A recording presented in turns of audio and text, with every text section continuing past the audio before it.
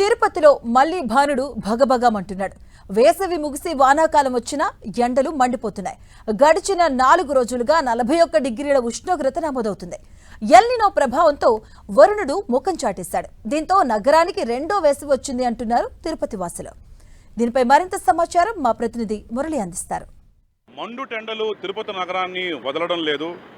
మరి దీన్ని సుదీర్ఘ వేసవి అనాలా లేక ఒకే ఏడాది 2 వేసవి కాలాలు అనాలో తెలియదు, కానీ మొత్తంగా భానుడు తిరుపతి నగరం పైన పగబట్టాడేమో అనిపిస్తోంది. ఏప్రిల్ అట్లాగే మే గరిష్టంగా అంటే జూన్ మొదటి వారంలోనే ఎండలు దాదాపుగా ముగిసిపోతాయి. కానీ ఆశ్చర్యంగా మార్చిలో మొదలైన ఎండలు ఇవాళ జూలై 2వ వారంలోనూ తిరుపతిని ముంచెత్తుతున్నాయి. గ్రీష్మ తాపానికి నగరం ఒక్కసారిగా తలడిల్లిపోతుంది. అసలు జూలై నగరంలో ఇంత ఎండలు ఏంటి అని నగరవాసులు ముక్కు మీద వేలేసుకున్న పరిస్థితి కనిపిస్తోంది. నిజానికి గత నెలంతా కూడా గరిష్ట ఉష్ణోగ్రత తిరుపతిలో నమోదయ్యాయి. ఇక జూలైలో దాదాపుగా ఇక వర్షాలు మొదలవుతాయి, ఇక ఎండలు తగ్గుముఖం పడతాయని అంతా భావించారు. కానీ ఆశ్చర్యకరంగా రాష్ట్రంలో ఎక్కడా లేని రీతిలో తిరుపతిలో నిన్న ఒక్కరోజే 41 డిగ్రీల సెంటిగ్రేడ్ నమోదైంది. ఇక ఇవాళ 39 డిగ్రీల సెంటిగ్రేడ్ కొనసాగుతోంది. ఆ మాటకు వస్తే జూలై మొదటి నుంచి కూడా ఇదే తరహాలో భానుడు తిరుపతిలో పగబట్టాడేమో అనిపిస్తోంది. భానుడు దాటికి నగరం తలడిల్లిపోతుంది. ప్రస్తుతం మనం చూడొచ్చు, తిరుపతిలోని ఒక ప్రధాన కూడల్లో ఉన్నాము.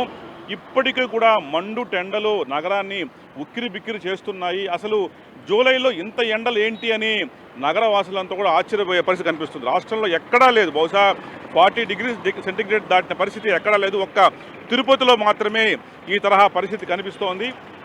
ఉదయం 11 నుంచి మధ్యాహ్నం దాదాపు 3-3:30 వరకు ఇదే తరహాలో ఎండలు మండిపోతున్నాయి.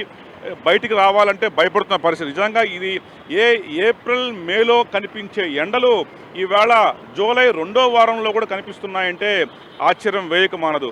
మొత్తంగా ఏమిటి బహుశా ఎల్నినో ఎఫెక్ట్ అని చెప్తూ ఉన్నారు. ఎల్నినో ప్రభావం దాటికే తిరుపతిలో ఈ తరహాలో ఎండలు మండుతున్నాయని కూడా చాలామంది అభిప్రాయపడుతున్నారు, ఎక్స్పర్ట్స్ చెప్తాం. మొత్తంగా వేసవి అంటే దీన్ని ఒక సుదీర్ఘ వేసవి, 5 నెలల వేసవి అనాలో లేక మరో వేసవి అనాలో తెలియదు, కానీ మొత్తంగా నగరంలో అయితే మాత్రం బాగా భానుడు బీభత్సంగా పగబట్టాడని కనిపిస్తోంది.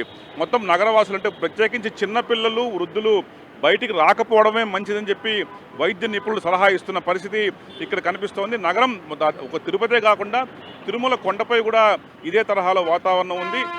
అప్పుడప్పుడు అడపాదడపా సాయంత్రం పూట మాత్రం వర్షం పడుతున్నప్పటికీ పగలు మాత్రం గరిష్ట ఉష్ణోగ్రతలు నమోదవుతున్నాయి.